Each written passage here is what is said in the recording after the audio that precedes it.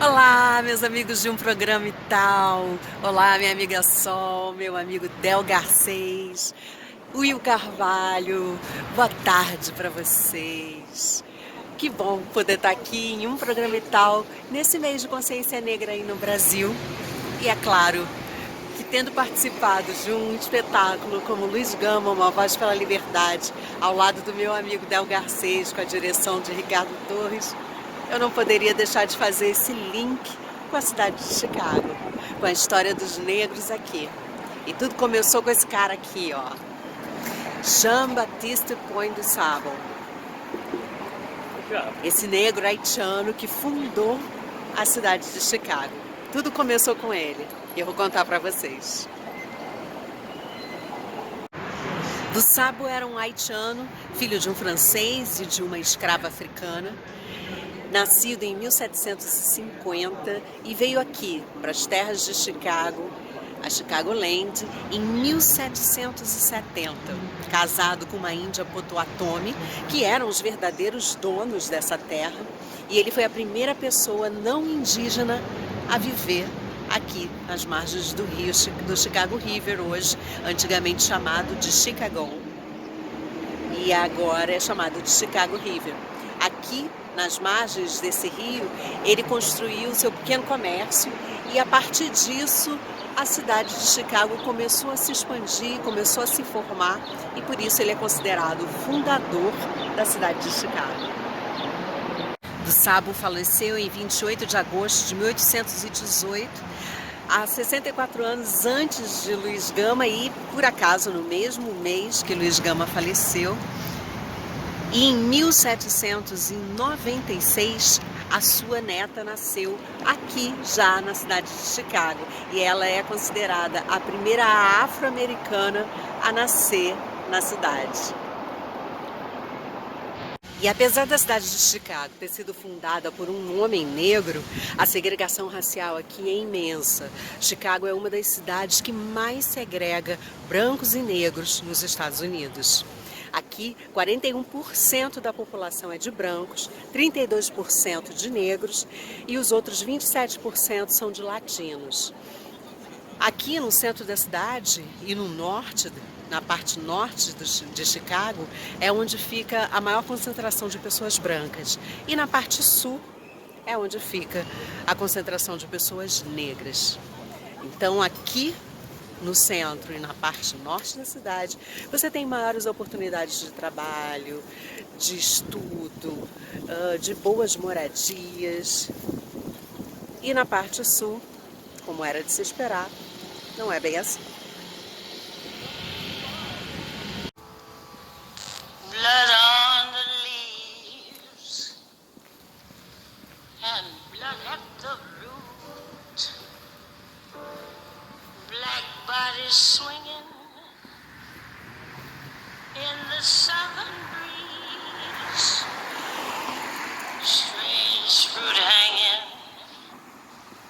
from the poplar trees.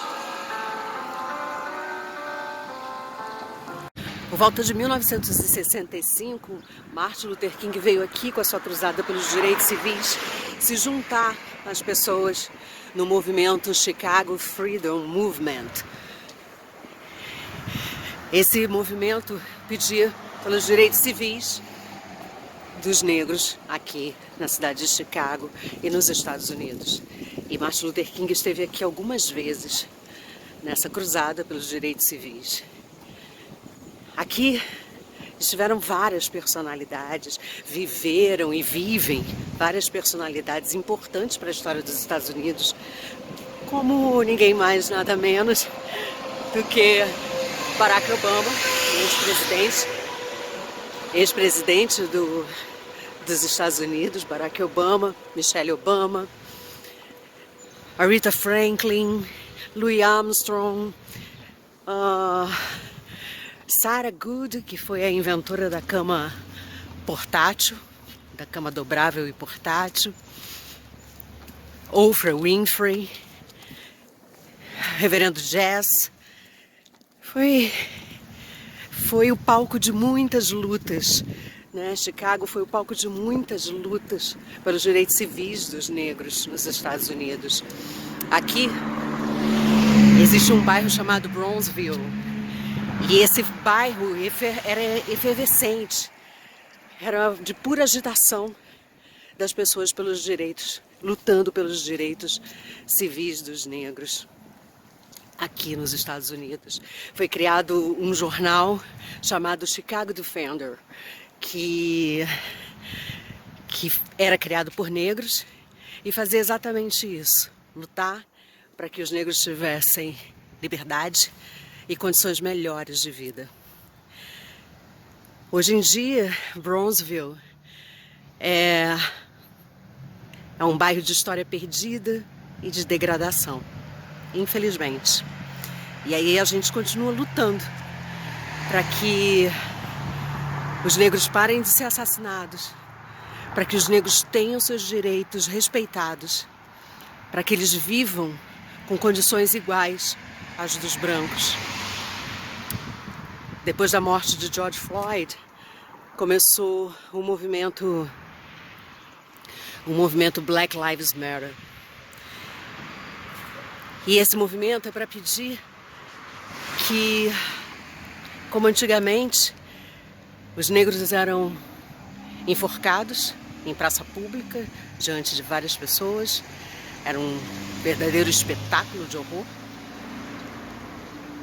E hoje em dia, esses enforcamentos, essa asfixia do povo negro acontece pela violência policial, pela intolerância racial, e nós somos asfixiados com os joelhos apertando os nossos pescoços. E é por isso que a gente tem lutado, tanto aqui nos Estados Unidos, aqui em Chicago, quanto aí no Brasil. Esse mês de consciência negra é exatamente para isso, para pedir que parem de nos asfixiar. A gente não pode mais respirar. E isso tem que acabar. Deixem que os negros respirem novamente. Deixem-nos respirar. Um beijo para vocês de um programa e tal. E espero que a nossa realidade mude o quanto antes.